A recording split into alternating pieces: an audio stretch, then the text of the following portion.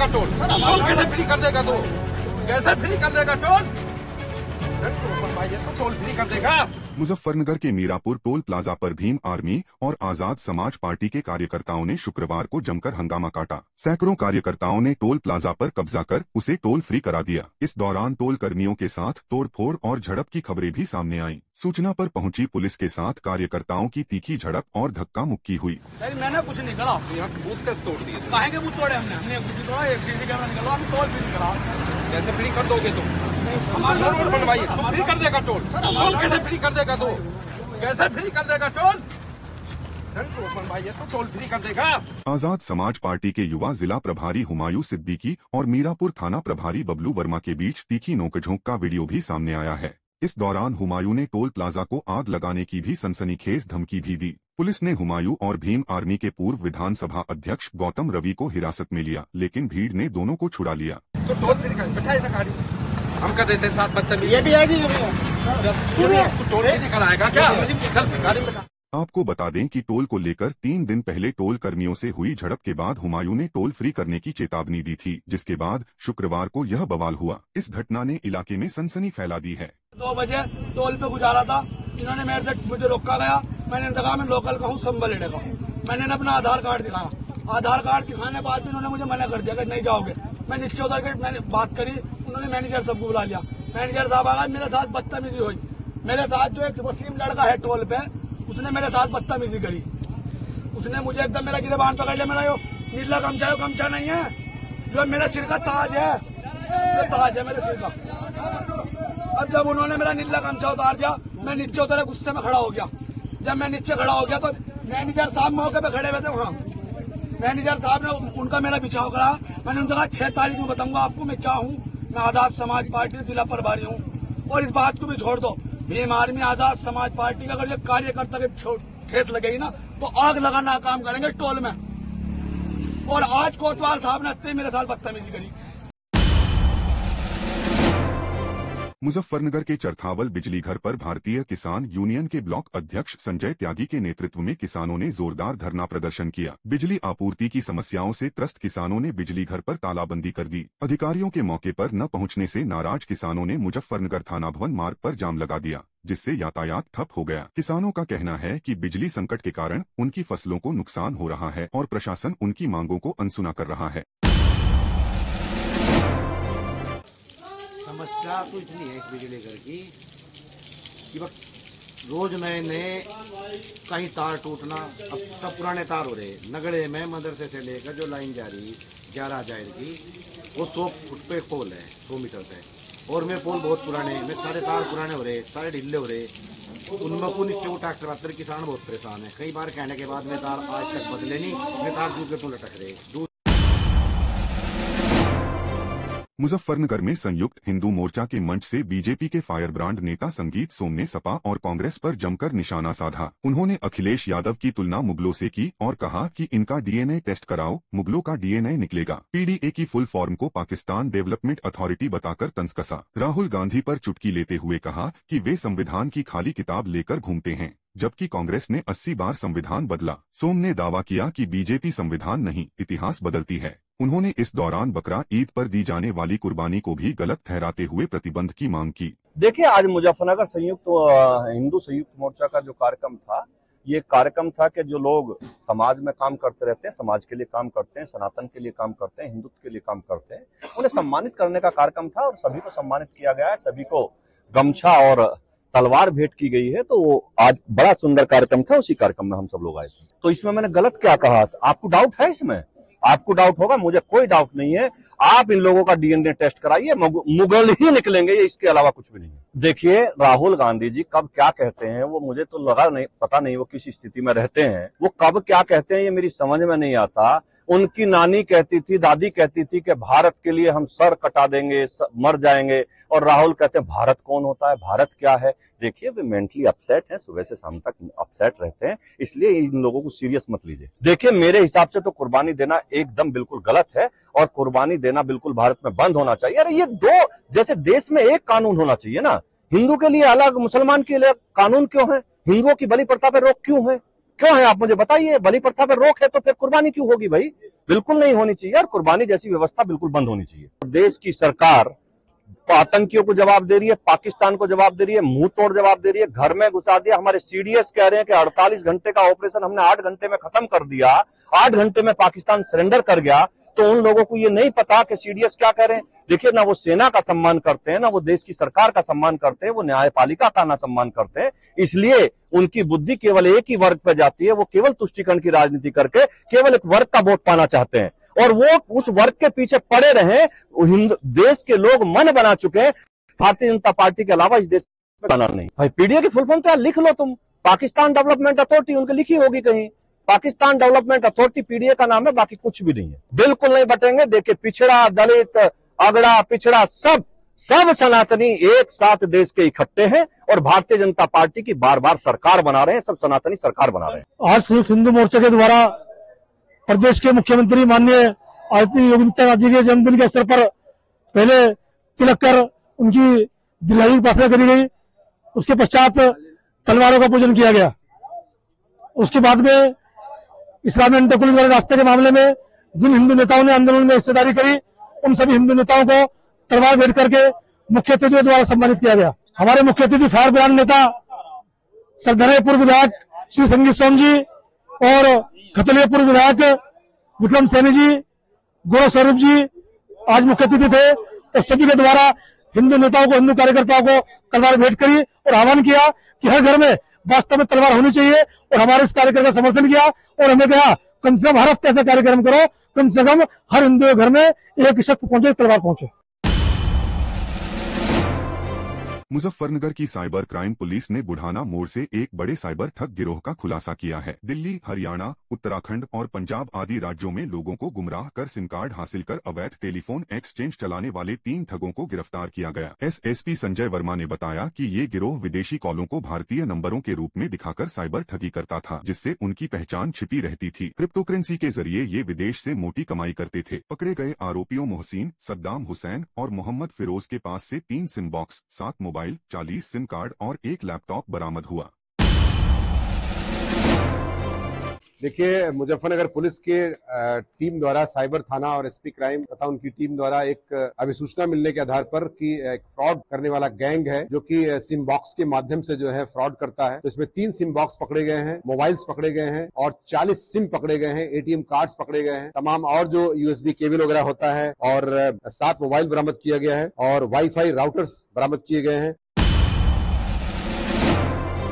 मुजफ्फरनगर की रामराज थाना पुलिस और एसओजी ने एक खतरनाक हथियार तस्कर सुधांशु को जमालपुर नहर पुल के पास धर दबोचा। पुलिस को देखकर सुधांशु बाइक समेत भागा, लेकिन उसकी बाइक फिसल गई और वो पकड़ा गया। पूछताछ में उसने कबूल किया कि वो अपने साथियों हर्ष, मनीष, अजय और कपिल के साथ मिलकर तमंचे खरीदता और गुड्डू जैसे लोगों को मोटी कीमत पर बेचता था। पुलिस ने उसके पास से 10 तमंचे, 5 कारतूस और 1 बाइक बरामद की। सुधांशु का एक साथी सार्थक पहले से जेल में है। पुलिस ने सुधांशु को जेल भेजकर बाकी आरोपियों की तलाश तेज कर दी है। देखिए, इसके आपराधिक इतिहास से सुधांशु नाम का लड़का पकड़ा गया है। करीब 22 से 23 साल का लड़का है ये। और ऐसा जब पूछताछ किया गया, इससे एक टिप ऑफ के आधार पर जब इसको इंटरसेप्ट किया जाता है तो इसके पास से 10 तमंचे 315 बोर के बरामद किए गए, कारतूस बरामद किए गए, मोटरसाइकिल बरामद की गई है। लेकिन जब इसे पूछताछ किया जाता है तो ये स्विगी में जो दिखाने के लिए काम होता है, स्विगी में काम करता है, करनाल में, हरियाणा में काम करता है। लेकिन ये basically is a big supplier of arms, country made arms जो होती है उसका बिग सप्लायर है, और इसके खिलाफ 5 आपराधिक इतिहास भी है। इस प्रकार से इसके खिलाफ आर्म्स एक्ट में कार्रवाई करते हुए जेल भेजने की कार्रवाई सुनिश्चित की जा रही है।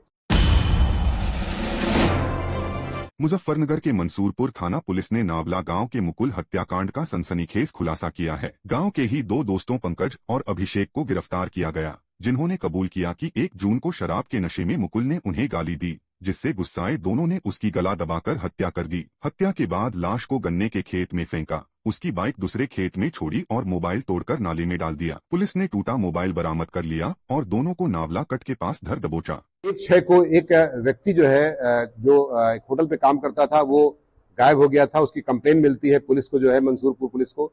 पुलिस इसमें एसपी सिटी और उनकी टीम द्वारा इसमें सीओ खतौली द्वारा इसमें काम किया जाता है। तो इसमें जब दोनों जब फुटेज वगैरह का काफी निरीक्षण परीक्षण परिशीलन किया जाता है तो फुटेज के आधार पर दोनों को कस्टडी में लेकर पूछताछ की जाती है। उन्होंने अपना जुर्म स्वीकार किया है और शराब के नशे में झगड़ा होना, उसके बाद गुस्से में उसकी हत्या कर देना। जो मृतक मुकुल है और अभिषेक नाम का लड़का इसमें पकड़ा गया है तथा एक और उसका दोस्त पकड़ा गया है।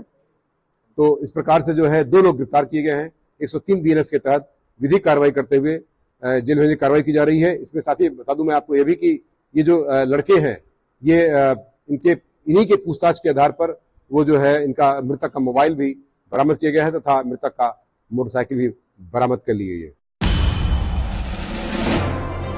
मुजफ्फरनगर में शुक्रवार को शिवसेना ने एक गंभीर मुद्दे को उठाया। महिला मोर्चा की जिलाध्यक्ष पूनम चौधरी के नेतृत्व में एक प्रतिनिधि मंडल ने सिटी मैजिस्ट्रेट से मुलाकात की। उन्होंने आरोप लगाया कि कांशीराम आवासीय योजना के तहत एक दिव्यांग महिला को आवंटित मकान का ताला तोड़कर उसका सामान बाहर फेंक दिया गया और मकान किसी और को दे दिया गया। शिवसेना ने इस मामले की निष्पक्ष जांच, दोषियों पर कार्रवाई और पीड़िता को मकान वापस दिलाने की मांग की। साथ ही एक लिस्ट सौंपी गई जिसमें अपात्र लोगों और गैरकानूनी तरीके से मकान किराए पर देने वालों के नाम शामिल हैं। एक बुढ़ाना मोड़ पे काशीराम आवास योजना में वृद्ध महिला का मकान अवैध रूप से कब्जा करके किसी दूसरी महिला को दे दिया गया। गौरव चंदेल जी के वजह से गौरव चंदेल जी ने वहाँ पर सुनने में आ रहा है, लेकिन हमें कंफर्म नहीं है कि कुछ ले दे के वो दूसरी महिला को मकान दिलवा दिया है। और आज हम इसी मुद्दे को लेकर नगर मजिस्ट्रेट साहब से मिले हैं कि भाई देखिए, जो योजना गरीबों के लिए बनाई गई है उसे गरीबों को ही मिलनी चाहिए। ऐसा ना हो कि मकान यहाँ पर लेके 10,000 रुपए पे कहीं और किराए पे चढ़ा दिया और ये मकान खाली बंद करके चले गए। मुजफ्फरनगर की साकेत कॉलोनी के निवासियों ने शुक्रवार को कलेक्ट्रेट पहुंचकर डीएम उमेश मिश्रा को एक ज्ञापन सौंपा। कॉलोनी वासियों ने एक बार फिर मदन मोहन मालवीय इंटर कॉलेज और खाली भूमि से होकर लिंक रोड बनाने की मांग उठाई। यह मांग कोई नई नहीं है। 1 फरवरी को तहसील दिवस में भी इस मुद्दे पर डीएम से चर्चा हुई थी, जिसके बाद एक संयुक्त कमेटी गठित की गई थी। राज्य मंत्री कपिल देव अग्रवाल से भी इस बारे में बात हो चुकी है। निवासियों का कहना है कि लिंक रोड बनने से न केवल कॉलोनी वासियों को सुविधा होगी बल्कि शहर को भी जाम से राहत मिलेगी। मामला यह है, ब्राह्मण स्कूल का फार्म हाउस है जिसकी जो रास्ता था सरवट फाटक से जेल फाटक तक जो है क्रॉस था, 60 साल से चला आ रहा था। अभी कुछ वर्षों पहले जो है ब्राह्मण स्कूल और छात्रावास वालों ने मिलकर जो है वो बंद कर दिया। मुजफ्फरनगर में ई रिक्शा मजदूर यूनियन के अध्यक्ष महेश कुमार वर्मा दर्जनों चालकों के साथ एसपी ट्रैफिक कार्यालय पहुंचे। रूट निर्धारण के मुद्दे पर गर्मागर्म वार्ता हुई। यूनियन ने रूट निर्धारण को गलत ठहराया क्योंकि जिले की 12,000 से ज्यादा पंजीकृत ई रिक्शाओं में से सिर्फ 1,800 को ही शहर में चलने की अनुमति मिलेगी। इससे चालकों में बेरोजगारी और भुखमरी का डर है। एसपी ट्रैफिक ने आश्वासन दिया कि आवेदन के बाद अगली बैठक में फैसला लिया जाएगा। यूनियन अब सभी रिक्शाओं का आवेदन कराएगी ताकि वैध का पता चल सके। हम लोग आज एसपी ट्रैफिक साहब से मुलाकात की, जिसमें जो हमारे रूट का मामला जो चल रहा है ई रिक्शाओं के रूट बांधने के लिए, तो उसमें जो है हमारी वार्ता हुई एसपी ट्रैफिक साहब से। वार्ता हमारी अच्छी रही और एसपी ट्रैफिक साहब ने जब हमने कहा कि अभी जो है आप लोग रूट पर विचार जो है जो कर रहे हैं, इस रूट को अभी जो है अभी कुछ लागू ना किया जाए। इसमें जो एसपी ट्रैफिक साहब ने कहा कि आप लोग एक बार चला कर देखिए, लेकिन हमने फिर भी कहा कि हमें जो है रूट अभी मंजूर नहीं है। और एसपी ट्रैफिक साहब ने हमें जो है आवेदन के लिए कहा है कि आप लोग आवेदन करवाइए और बैठकर फिर दोबारा जो है मीटिंग होगी और उसमें जैसी भी मंशा होगी वो आपको बताई जाएगी और आप पे जो है रूट जबरदस्ती नहीं थोपे जाएंगे। आपकी मर्जी होगी तो रूट आपको मिलेंगे।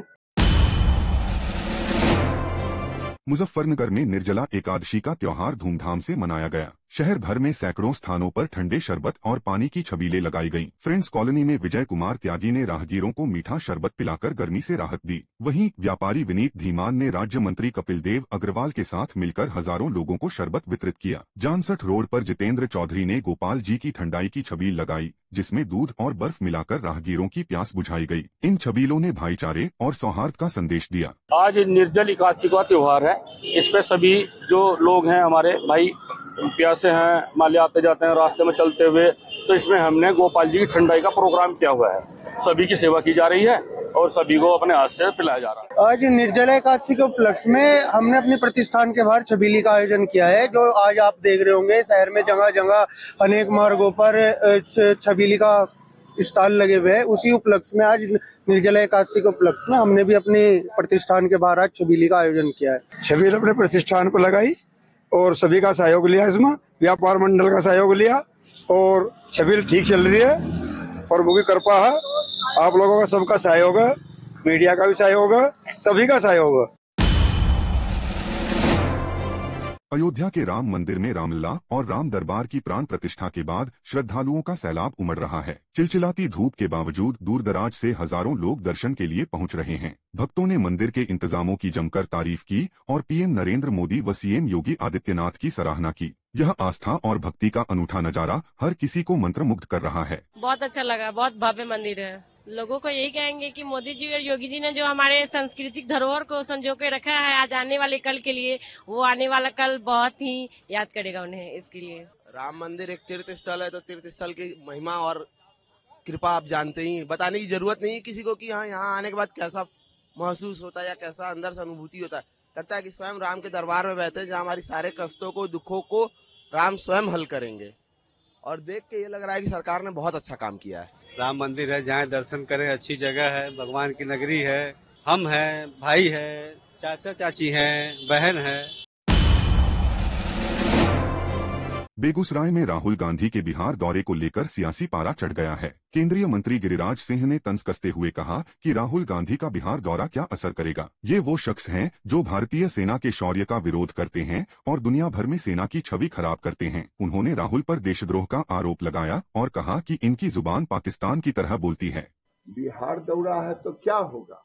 ऐसे व्यक्ति का बिहार दौरा है जो भारत के, राहुल गांधी भारत के सेना के शौर्य का विरोध कर रहे हैं और पूरी दुनिया में भारत के सेना का नाक कटवाने का काम किया है, सेना के शौर्य पर प्रश्न चिन्ह खड़ा किया है।